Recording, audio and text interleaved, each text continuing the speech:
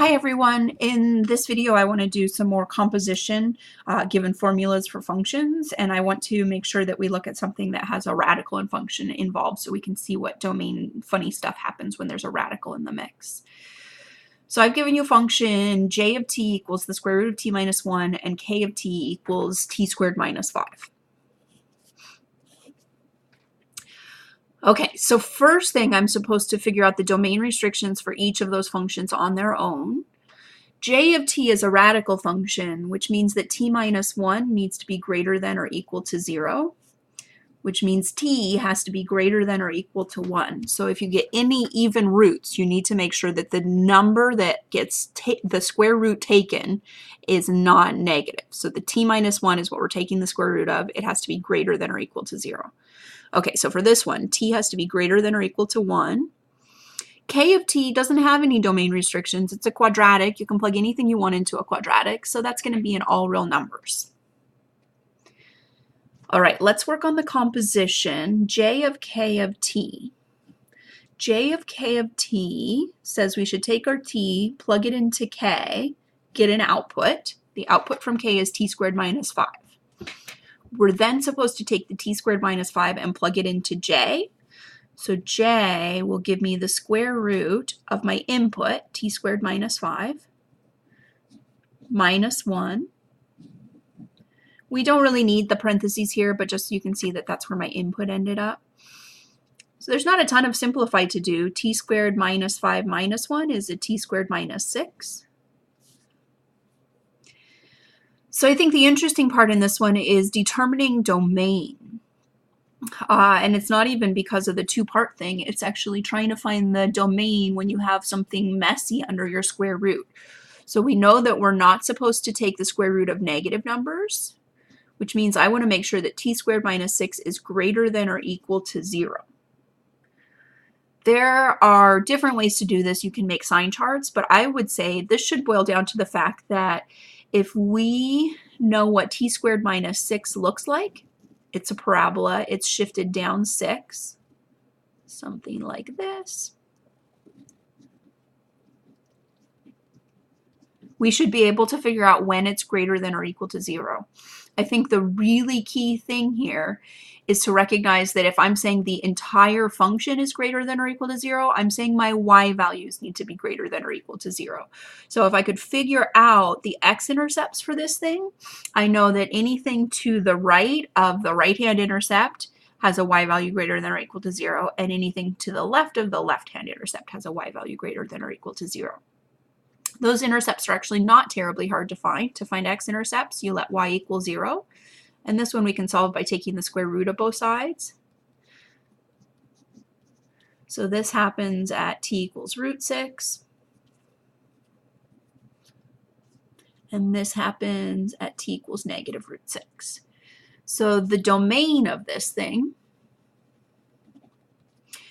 is certainly going to include the fact that our t value has to be greater than root 6 or less than or equal to, sorry, I've got a root, there's no reason to exclude the things that make the square root of 0 happen, less than or equal to negative root 6. That wasn't the only thing we have to check. We have to check the final simplified version of our composite function. That'll tell us any t values that get in trouble on the step where they get, the k of t's get plugged into j.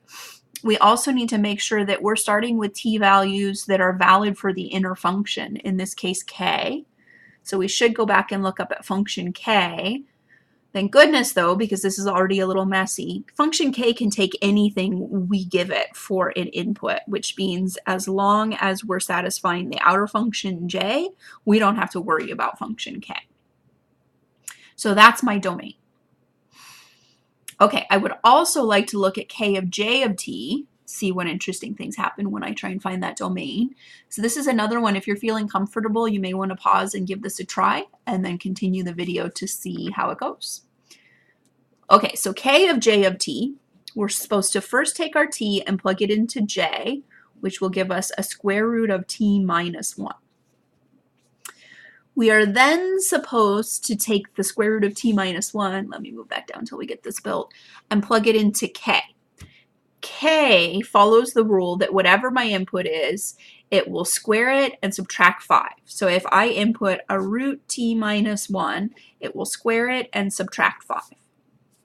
Okay, now I think I'm safe to move this back up, which means, what are we working on? We're working on k of j of t is going to be equal to t minus 1 plus, minus 5.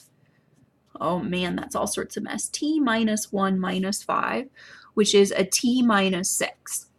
So this is really simple. It's wonderful. I started with some mess, a quadratic function and a radical function. And when I composed them, I got this really nice simple linear function. So I'm claiming right now that k of j of t is equal to t minus 6. Not just claiming, it is. I do have to be careful about domain though. I started with a radical function in the mix, which means I could have domain problems if I'm not being really careful. So this doesn't have any obvious domain problems, which means no matter what I plug into J, the output that I get will not give me troubles with K. That doesn't mean J itself won't have trouble. So we need to check the final composition to see if any J of T's are bad for K. And we also need to check the inner function. The inner function was J of T. Let me move down once more.